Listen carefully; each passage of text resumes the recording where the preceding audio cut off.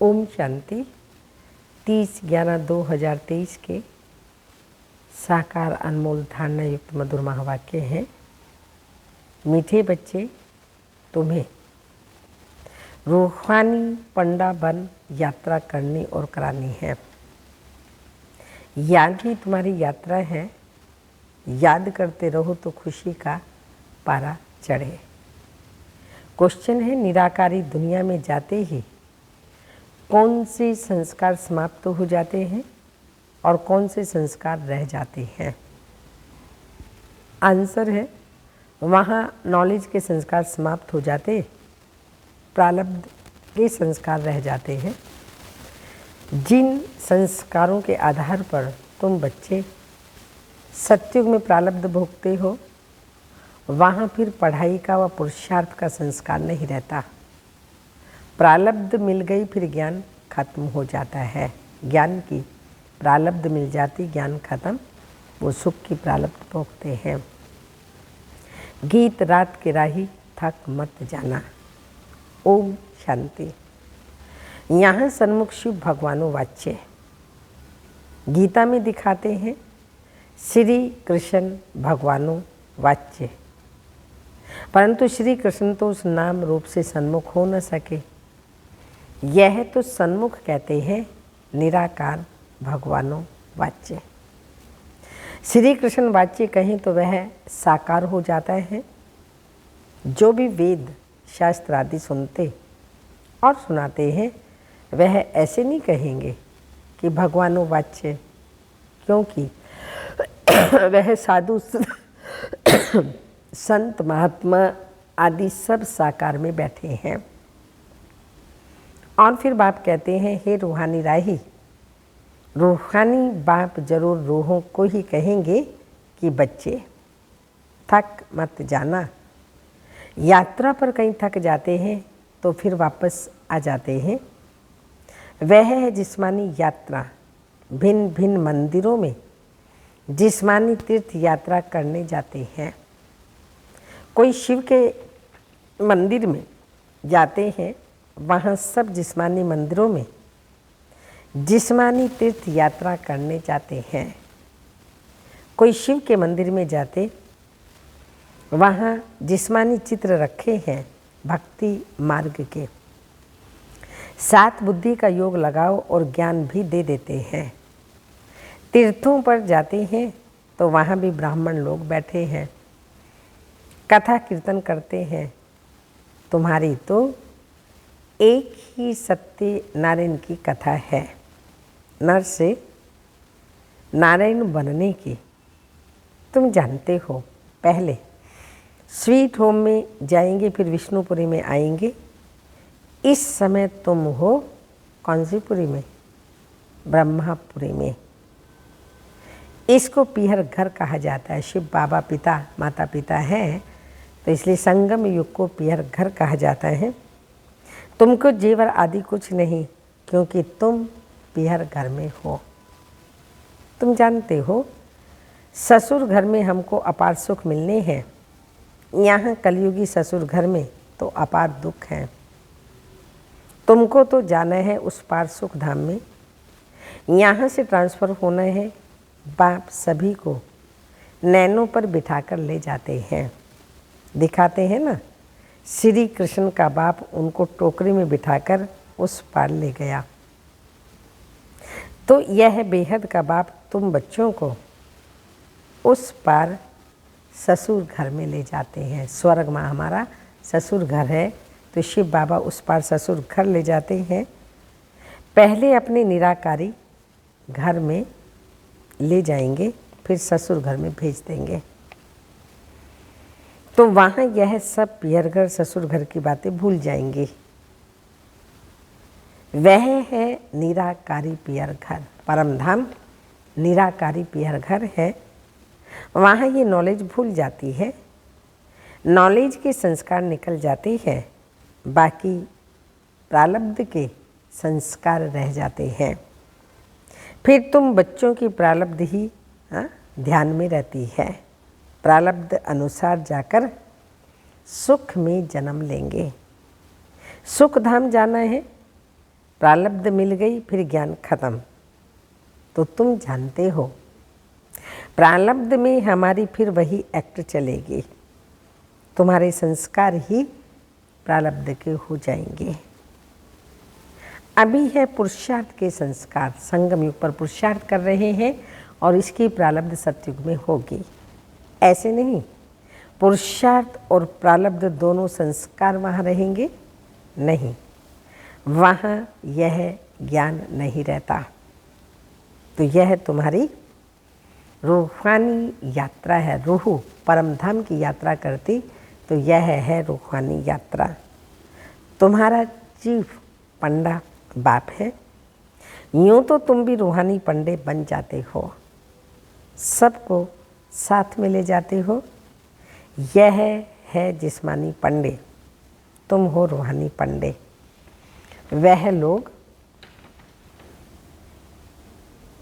अमरनाथ पर बड़े धूमधाम से जाते हैं,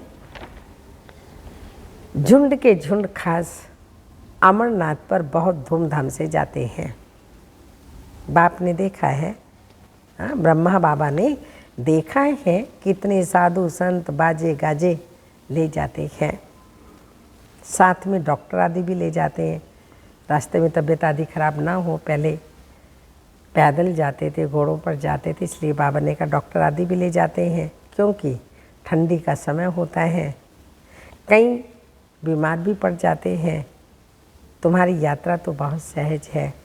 बाबा कहते हैं याद में रहना ही तुम्हारी यात्रा है। इससे निरोगी काया भी बनती है, अथक बनते हैं। तो बाबा ने कहा यात्रा माना बाबा को याद करना, यही रूहानी यात्रा है। याद है मुख्य।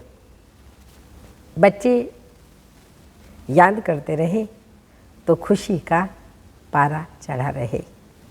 साथ में औरों को भी यात्रा पर ले जाना है। ये यात्रा एक ही बार होती है। वह जिस्मानी यात्राएं तो भक्ति मार्ग में शुरू होती हैं, वह भी कोई शुरुआत में नहीं होती। ऐसे नहीं कि फट से मंदिर चित्र आदि बन जाते हैं, वह तो आहिस्ते आहिस्ते बाद में बनते जाते हैं। पहले पहले शिव का मंदिर बनेगा। द्वापर युग में सबसे पहले शिव बाबा का मंदिर बनेगा। वह भी पहले घर में सोमनाथ का मंदिर बनाते, बाहर में एकदम नहीं बनाएंगे, पहले अपने घर में बनाते, फिर बहुत बड़ा सोमनाथ का जो विक्रमादित्य ने बनाया और मोहम्मद गजनवी आदि ने 18 बार उस पर वार किया, इतना सोना चांदी से वो बनाया हुआ था। तो फिर वहाँ जाने की दरकार ही नहीं रहती। ये मंदिर आदि बाद में बनते हैं, समय लगता है। आहिस्ते आहिस्ते नई शास्त्र, नई चित्र, नई मंदिर आदि बनाते रहते हैं। टाइम लगता है, क्योंकि पढ़ने वाले भी तो चाहिए ना। मठ आदि सब वृद्धि को पाएंगे। फिर विचार होगा, शास्त्र बनाए तो इतने तीर्थ स्थान बने, मंदिर बने, चित्र बने, टाइम तो लगता है ना। भल कहा जाता है भक्ति मार्ग द्वापर से शुरू होता है, परंतु टाइम तो लगता है ना। फिर कलाएँ कमती होती जाएंगी। पहले अव्यभिचारी भक्ति, फिर व्यभिचारी भक्ति हो जाती है। ये सब बातें अच्छी रीति चित्रों पर सिद्ध कर बताई जाती हैं। समझाने वाले की बुद्धि में यही चलता रहेगा कि ऐसे ऐसे चित्र बनाएं, यह समझाएं। सबकी बुद्धि में नहीं चलेगा, नंबर वार है ना। कोई की बुद्धि बिल्कुल चलती ही नहीं है, वह फिर पद भी ऐसा पाएंगे। मालूम पड़ जाता है चलन से, पढ़ाई से, कैसे पढ़ रहे हैं, तो बाबा ने कहा मालूम पड़ जाता है, वो फिर पद भी ऐसा ही पाएंगे। ये क्या बनेंगे? तो जितना आगे चलेंगे तुम समझते जाएंगे। जब लड़ाई आदि लगेगी फिर प्रैक्टिकल देख लेंगे, फिर बहुत पछताएंगे। उस समय पढ़ाई तो हो न सके, लड़ाई के समय में त्राही त्राही होती रहेगी, सुन भी नहीं सकेंगे, पता नहीं क्या हो जाएगा। पार्टीशन हुआ तो क्या हो गया, देखा ना। तो यह विनाश का समय बहुत कड़ा है।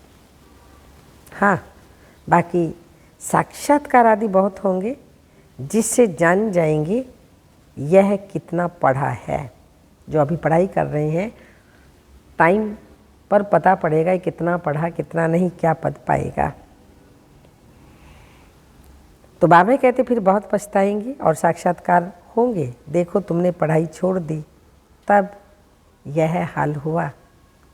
धर्मराज साक्षात्कार कराने सिवाय सजा नहीं देंगे, सब साक्षात्कार कराएंगे, फिर उस समय कर कुछ नहीं सकेंगे। पश्चाताप के अलावा बाबा ने कहा और कुछ भी नहीं कर सकेंगे। कहेंगे हाय तकदीर, तदबीर का समय तो गया। तो बाप कहते हैं क्यों नहीं, अभी पुरुषार्थ करते हैं, सर्विस से ही दिल पर चढ़ेंगे। बाप कहेंगे यह बच्चे अच्छी सर्विस करते हैं, मिलिट्री का कोई मरता है तो उनके मित्र संबंधियों आदि को भी इनाम देते हैं। यहाँ तुमको इनाम देने वाला है बेहद का बाप। बाप से भविष्य 21 जन्मों के लिए इनाम मिलता है। यह तो हर एक को अपने दिल पर हाथ रख पूछना है, मैं कितना पढ़ता हूँ। धारणा नहीं होती तो गोया तकदीर में नहीं है। कहेंगे कर्म ही ऐसे फूटे हुए हैं। धारणा ना होने का कारण खुद ही फील करेंगे कर्म फूटे हुए हैं। बहुत खराब कर्म करने वाले कुछ भी उठा नहीं सकते, मीन्स धारणा नहीं कर सकते। बाप समझाते हैं मीठे बच्चे, तुम इस शरीर द्वारा रूहानी यात्रा पर अपने साथियों को भी ले जाओ। फर्ज है हर एक को यह यात्रा की बात बताना। बोलो हमारी ये रूहानी यात्रा है। वह है जिस्मानी, दिखाते हैं रंगून की तरफ एक छम छम तालाब है, जहाँ स्नान करते हैं तो परी बन जाते हैं, लेकिन वह परी आदि तो बनते ही नहीं हैं।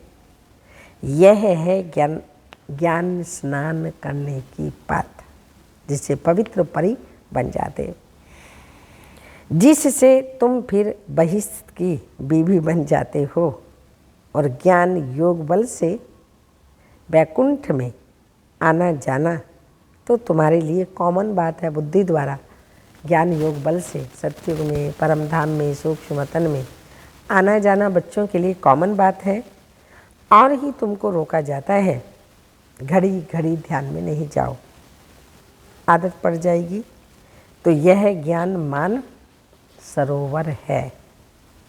परमपिता परमात्मा आकर इस मनुष्य तन द्वारा ज्ञान सुनाते हैं, इसलिए इनको मान सरोवर कहा जाता है। मान सरोवर अक्षर सागर से निकला है। ज्ञान सागर में ज्ञान स्नान करना तो बहुत अच्छा है। बहिष्ठ की बीवी को महारानी कहा जाता है। तो बाप कहेंगे तुम भी बहिष्ठ के मालिक बनो। बच्चों पर लव रहता है ना, शिव बाबा विश्व का बहिष्ठ का मालिक बना रहे हैं, माना हमारे ऊपर बाबा का बहुत बहुत प्यार है। हर एक पर रहम पड़ता है, साधुओं पर भी रहम आता है। यह तो गीता में लिखा हुआ है, साधुओं का भी उद्धार करते हैं। उद्धार होता है ज्ञान और योग से। तुम बच्चों में समझाने की बड़ी फुर्ती चाहिए। बोलो तुम और तो सब कुछ जानते हो, लेकिन छाछ जानते हो, बाकी मक्खन खिलाने वाले की को तुम जानते ही नहीं। शिव बाबा जो ज्ञान का मक्खन खिलाते हैं उसको तो जानते ही नहीं। बाप कितना अच्छी रीति समझाते हैं, परंतु किसी की बुद्धि में बैठे ना बाप को जानने से मनुष्य हीरे जैसा बनते हैं, ना जानने से मनुष्य कोड़ी मिसल है, बिल्कुल पतित है। बाप को जानने से ही पावन बनते हैं। पतित दुनिया में कोई पावन हो न सके। तो जो महारथी बच्चे हैं वो अच्छी रीति समझा सकेंगे। कितने ढेर ब्रह्मा कुमार कुमारियाँ हैं। प्रजापिता ब्रह्मा नाम भी मशहूर है। प्रजापिता ब्रह्मा के वह हैं मुखवंशवली। ब्रह्मा को ही 100 भुजा 1000 भुजा दिखाते हैं। भुजा माने सहयोगी। और सब ब्राह्मण बच्चे शुभ बाबा ब्रह्मा बाबा की भुजाएं अर्थात सहयोगी हैं, इसलिए 100 1000 भुजाएं दिखाते हैं। प्रजापिता ब्रह्मा के यह हैं मुखवंशवली। ब्रह्मा कोई 100 भुजाएं 1000 भुजाएं दिखाते हैं तो यह भी समझाया जाता है इतनी भुजाएं तो हो ही नहीं सकती, बाकी ब्रह्मा तो बहुत बछड़े वाल है। ब्रह्मा फिर किसका बच्चा है? इनका तो बाप है ना। ब्रह्मा है शिव बाबा का बच्चा। इनका और कौन हो? इनका और कौन बाप हो सकता है? शिव बाबा का कोई बाप है? नहीं, सबका बाप है वो। मनुष्य तो कोई हो ही नहीं सकता। तो ब्रह्मा विष्णु शंकर गाए जाते हैं सूक्ष्म मतन के। वह तो यहाँ आ न सके तो प्रजापिता ब्रह्मा तो जरूर यहाँ होगा ना। सूक्ष्म मतन में तो प्रजा नहीं रचेंगे। परम पिता परमात्मा आकर इस ब्रह्मा मुख द्वारा शक्ति सेना रचते हैं। पहले पहले परिचय देना है। हम ब्रह्मा मुखवंशवली हैं, तुम भी ब्रह्मा के बच्चे होना। प्रजापिता ब्रह्मा है सबका बाप। फिर उनसे और जो बिरादरियाँ निकलती हैं, नाम बदलते जाते हैं। अब तुम ब्राह्मण हो, प्रैक्टिकल में देखो प्रजापिता ब्रह्मा की कितनी औलाद है, तो जरूर औलाद को वर्षा मिलता होगा। ब्रह्मा के पास तो कोई प्रॉपर्टी है ही नहीं, प्रॉपर्टी है शिव बाबा के पास। ब्रह्मा वल्द शिव बेहद के बाप से ही वर्षा मिलता है। ब्रह्मा द्वारा शिव बाबा बैठ पढ़ाते हैं, हमको दादे का वर्षा मिलता है। बाबा समझाते तो बहुत हैं, परंतु योग नहीं, कायदे पर नहीं चलते तो बाबा भी क्या करें। बाप कहते हैं इनकी तकदीर। हाँ, शिव बाबा भी क्या करें, यही कहेंगे इनकी तकदीर। अगर बाबा से पूछे तो बाबा बता सकते हैं इस हालत में तुम्हारा क्या पद होगा, भविष्य में क्या पद होगा। क्योंकि पुरुषार्थ ऐसा कर रहे हैं, कायदे पर चलते नहीं, सर्विस करते नहीं, तो सोच सकते हैं हमारा क्या पद होगा। बाप कहते हैं इनकी तकदीर। अगर बाबा से पूछे तो बाबा बता सकते हैं इस हालत में तुम्हारा पद क्या होगा। दिल भी गवाही देता है मैं कितनी सर्विस करता हूँ, श्रीमत पर कहाँ तक चलता हूँ। श्रीमत कहती है मन मना भाव। सबको बाप और वर्षे का परिचय देते रहते हैं, ढिंडोरा भी पीटते रहते हैं। बाबा इशारा देते रहते हैं तुम्हें गवर्नमेंट को भी समझाना है, जो वह भी समझे बरोबर भारत की ताकत चली गई है।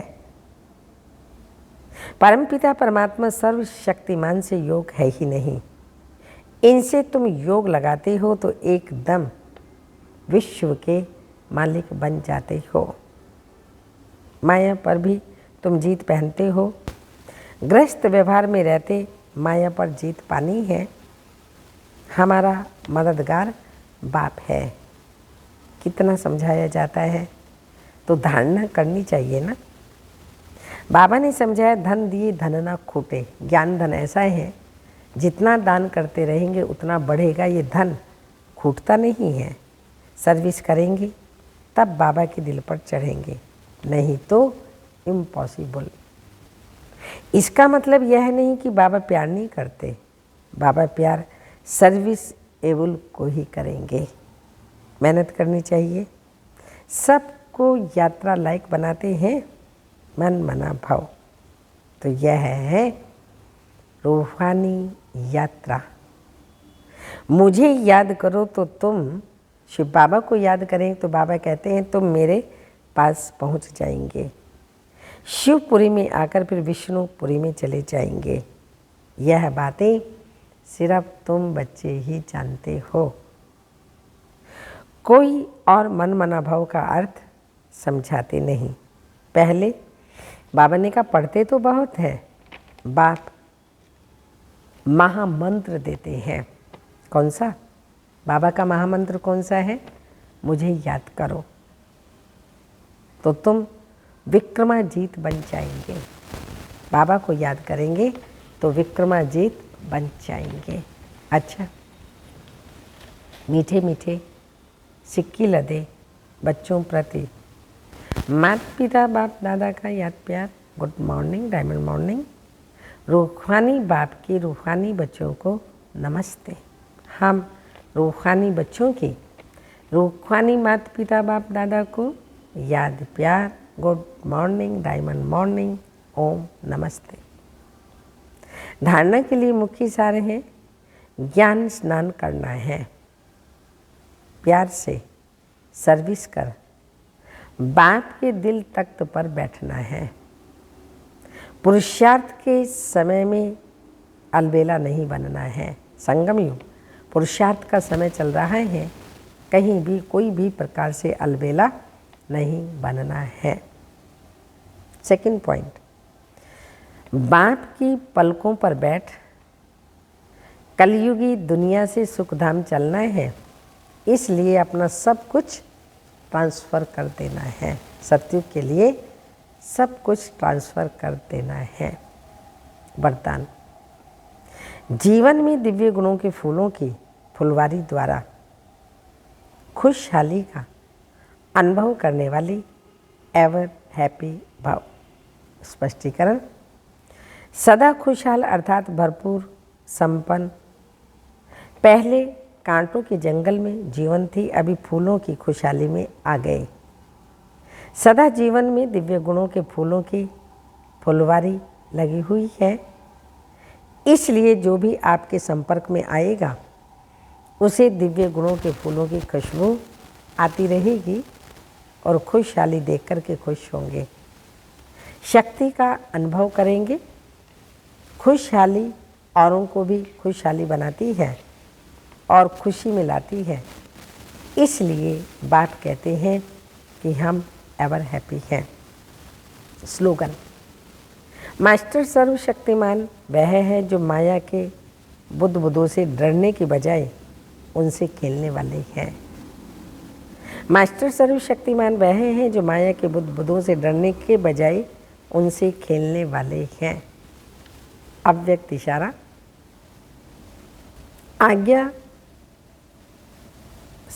अव्यक्त इशारा है। आज्ञाकारी बच्चों का हर कर्म आज्ञा प्रमाण होने के कारण श्रेष्ठ होता है, इसलिए कोई भी कर्म बुद्धि व मन को विचलित नहीं करता। ठीक किया व नहीं किया यह संकल्प भी नहीं आ सकता। वे आज्ञा प्रमाण चलने के कारण सदा हल्के रहते हैं। हर कर्म आज्ञा प्रमाण करने के कारण परमात्मा आशीर्वाद की प्राप्ति के फल स्वरूप वे सदा ही आंतरिक विल पावर का अतीन्द्रिय सुख का व भरपूरता का अनुभव करते हैं। विल पावर का अतीन्द्रिय सुख का भरपूरता का अनुभव करते हैं। ओम शांति।